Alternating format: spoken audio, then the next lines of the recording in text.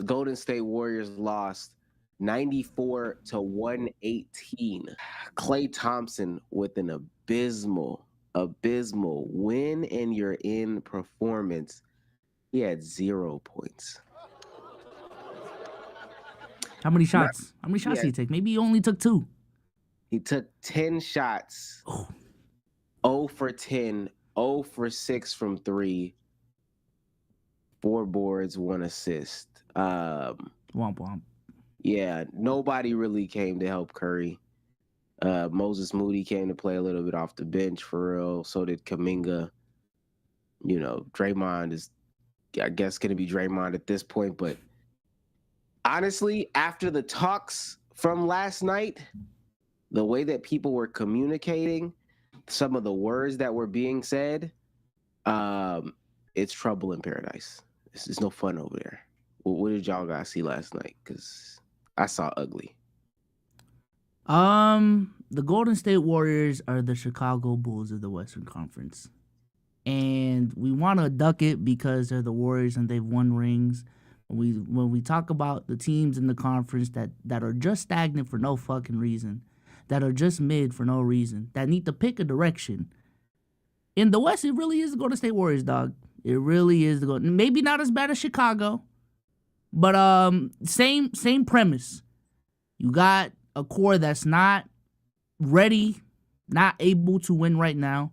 You actually have some young assets that you could trade to become better still, moving forward if you really want to contend. Or you can go the opposite direction and say, yo, it was fun. We had a ride.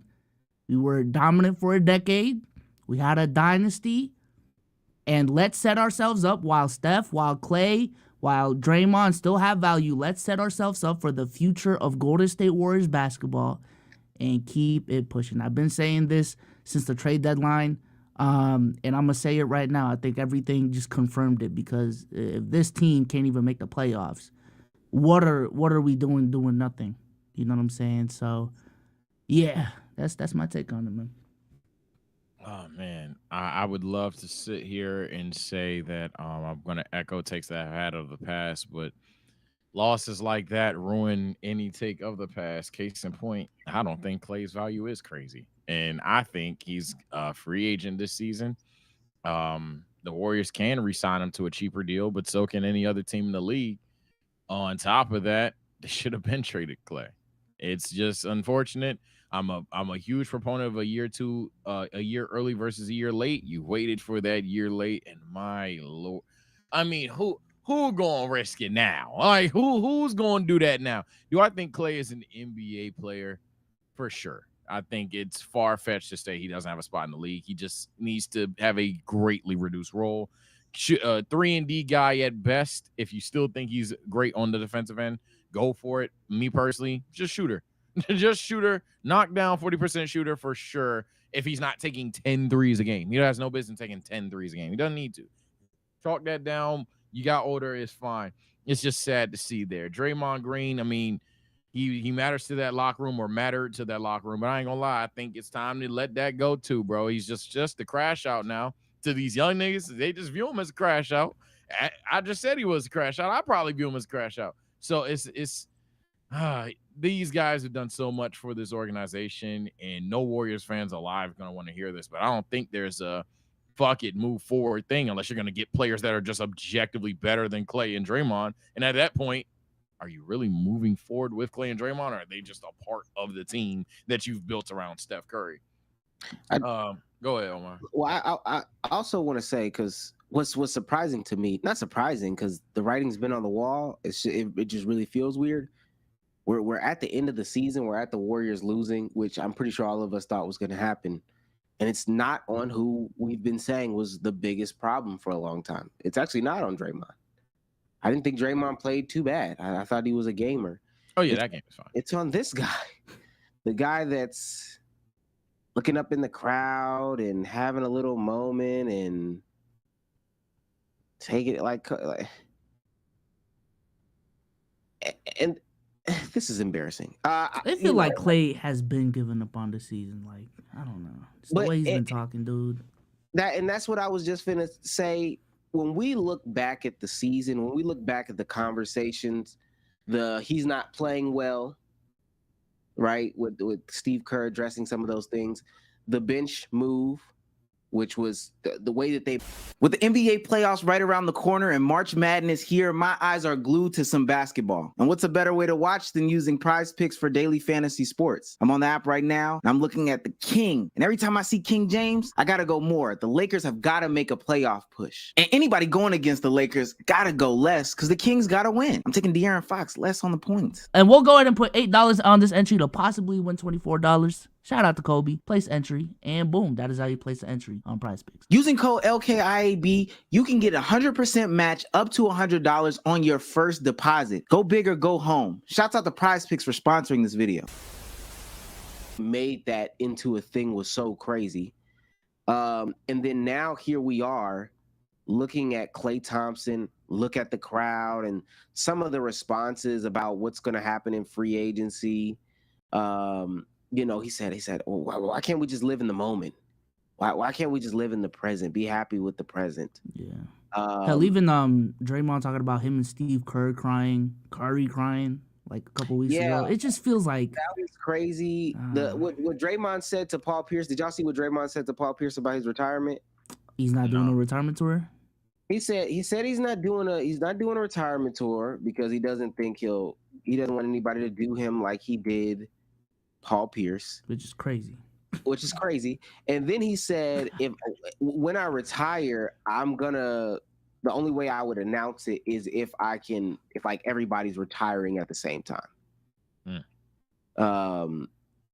Which is, again, why have these conversations if it's not in question? Like, why would you even talk about that if those things aren't really into play? Yeah, I mean, at the end of the day, they're human, chat. So, and with Draymond, thank God you brought it up because I'm going to save myself here because I think Draymond actually had a pretty solid season overall, not even just playing game. I think he had a solid season, but Draymond would classify as a year too late because he's not the same stock. Or maybe he's literally in the perfect year per se, but I think he's probably going to be a year too late in terms of getting rid of. But besides the point, yeah, Klay, Curry, Draymond, man, I ain't gonna lie, they human. This ain't 2K. If they fuck with each other so much so that they only saw themselves playing with each other and they want to retire, that's fine. But if your foot's out the door, gang, then I ain't gonna lie. I guess walk out. I guess scorcher of the week, because I know how Warriors fans gonna get down. It's all three of you at that point, because I don't want Curry going around playing with players he don't want to be in. I think we all don't want Curry in a different jersey. That's like, damn, man, fuck. And then I don't think that we want Klay just crashing out in the Warriors jersey, or him going to other teams but essentially becoming a journeyman that doesn't even get PT. Same thing with Draymond. So ultimately, if their heart's already out, if their heart's already not in it, they're already a foot out the door, and they keep talking about how they only want to play with each other, that's fine. I guess leave, bro. Like, not on some like, we don't fuck with you shit, leave, but like, seriously, bro, like, that's fine. People will understand that, bro. Walk out, because it's not looking good, and y'all only hurting yourselves, man. You're only hurting, not hurting your legacy. I think nobody's going to tarnish the overall legacy of Steph Curry, Draymond Green, and Klay Thompson for what they did in 2024. But my God, you're not gonna have any happy days in the future. Y'all playing like that, man. They need to blow it up. I'm just keeping it stacked, man. I'm sorry, done said it in Espanol, English, Russian, Slovenian. It's over, bro. It's already too late for getting proper value or even better value, but it's never too late to just do the action. I think a lot of the times when we talk about trade for what? Well, who do they get, Sage? Dog, I ain't gonna lie, anything. Like, I ain't gonna lie, at this point, anything, bro. Like, y'all are dragging it. It's over, and that's fine. Especially, like, I know, but ain't you a Lakers fan? Dog, I understand that. And we're gonna have that point in time where it's like, yo, all right, man. Yeah, it's time to pack them. All right, man. Like another first round exit. All right, man. Like, so those conversations are always uncomfortable, but you gotta have them. Bro. Do y'all think they've done some shopping of like Klay and Dre, like behind the scenes, like low-key?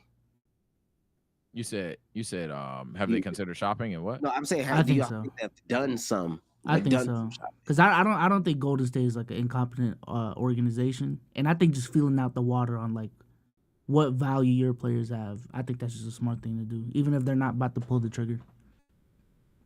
Part of the problem is what do they bring in? But I want to play this real quick, and then I got to take my victory lap. No, I don't want to. So they asked Steph Curry about the future and things, because this, in reality, there's only one man. Because the Warriors fans spent the whole season pointing at these people. I remember the Fire Steve Kerr freight train, and that's when I was like, well, y'all don't even really know what bad coaching is. I remember when Kuminga was upset about playtime, Moody was upset. Everybody's been disgruntled. Everybody's been speaking out. But there's only one man who really matters right now. And we want to hear what he has to say about, the future with Klay and Draymond. How confident are you that he will be better next season? I never see myself, top. And if big changes and there's some things that go into it, not gonna play forever, but we're so much together, and at the end of the day, like again, I know they want to win, I know I want to win, and that's all I worry. That's all I'm worried about.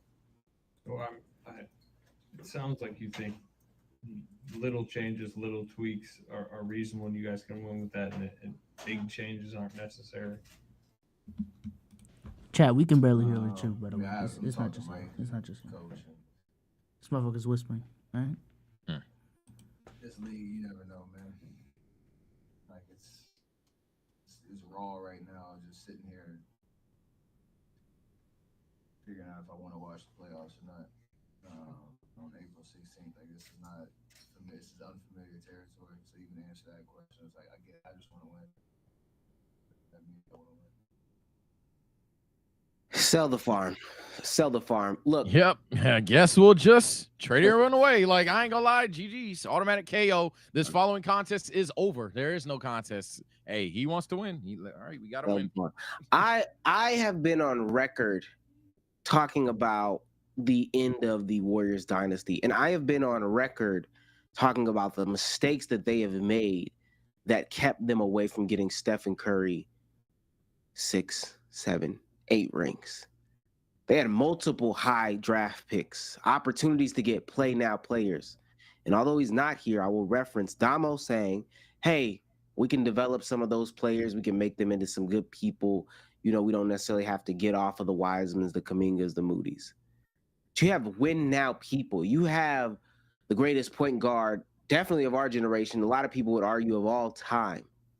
You have one of the top 15 best players of all time on your team.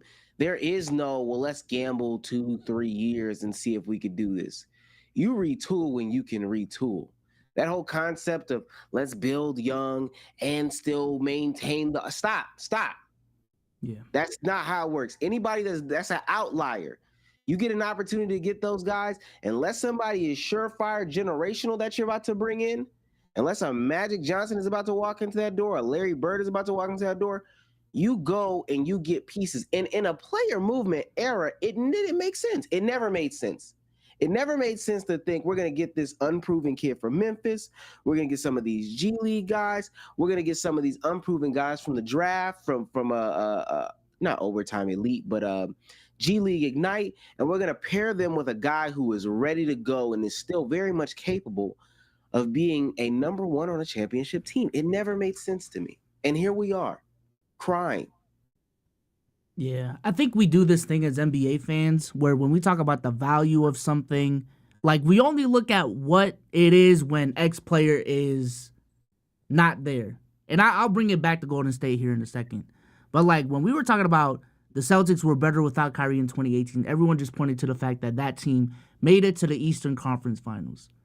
What if Kyrie was there, though? They might have made the finals. So how are they worse?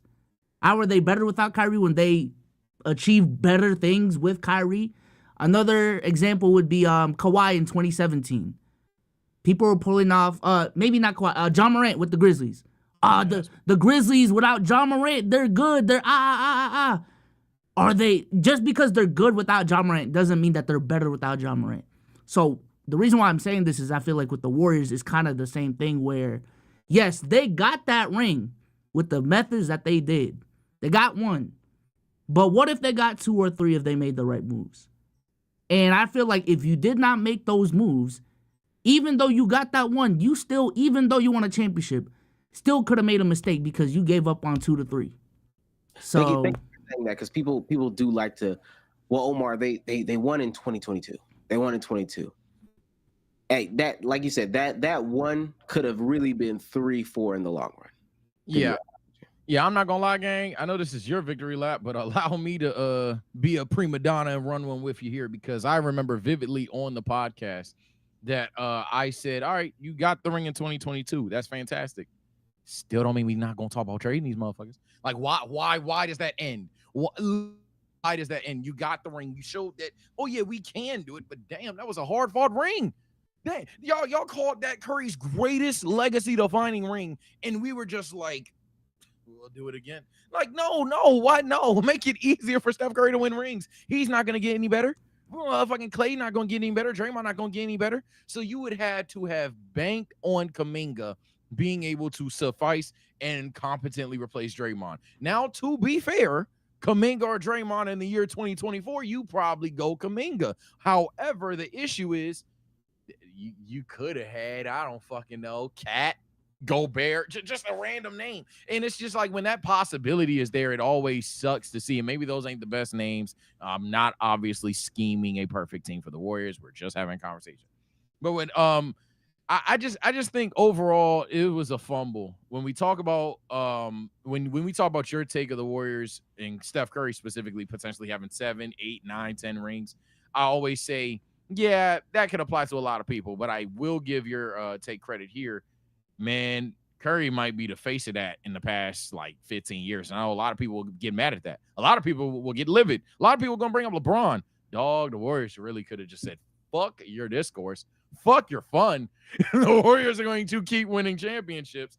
And it just didn't happen out of greed. It's a greedy thing to do. And this is a team that doesn't even need to necessarily draft high. I know I'm rambling, but that's my last thing. Like, that Wiseman pick, to me, I just never seen it. Y'all know my rule. Top 3, I don't give a fuck what we got. Best player, trade the pick. if it must be scheme fit, trade the pick. Best player other than that. And I know hindsight, I've been saying that for years. Top 3, I don't want to hear it. Top 5, shaky. 6 and everything back, okay, go for it. Get the guy that fits your team.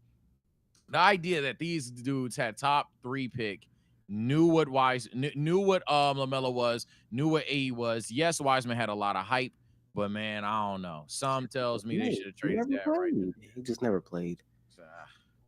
Front office sold, gang. Front office sold. All right, let's get back to the game. All right, Warriors fans. How would you rebuild the Warriors? Comment below.